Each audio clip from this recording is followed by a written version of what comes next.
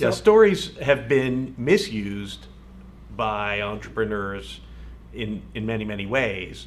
And I think in some ways what's interesting about our book is that we're not, we don't call out fraud and shame people because it's in the book, yeah, in life, of course, shame on you. But I think in many instances, it's very hard, well, it's easy to look from the perspective of today and say, oh, whoever was doing that around radio in the 1920s was clearly committing fraud. They couldn't have believed that a business model based on selling printed schedules of radio programs was actually going to make money. They were just fleecing people. But I think from our reading, I think it's not clear. We have to be a little more sympathetic to the entrepreneurs. Entrepreneurs are always a little bit over-optimistic. That's what enables them to be entrepreneurial. So we have to be very careful about drawing these bright lines. That's fraud and that's good entrepreneurship just because that succeeded and that failed.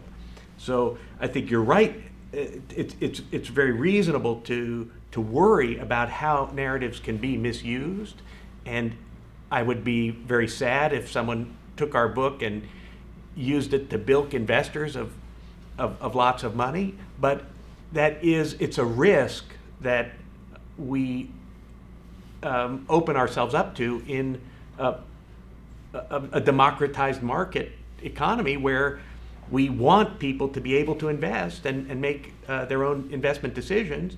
Some of those people will be vulnerable to being misled by a good story. So I think we have to be really cautious in just following up on that. Entrepreneurs build stories about imagined futures. They need to do that because that future it doesn't the reality of tomorrow doesn't exist yet. And in fact, they're trying to shape that, and the way to do that is to first envision it and then work towards that goal. And most entrepreneurs believe that future is attainable. Now, they don't know that they will succeed in attaining it. They most would acknowledge that it's quite risky and they may fail, but that doesn't make them in any way dishonest in the way that they're pursuing it. How else would they do it? Right? But you're right. A cynical. We don't need to tell,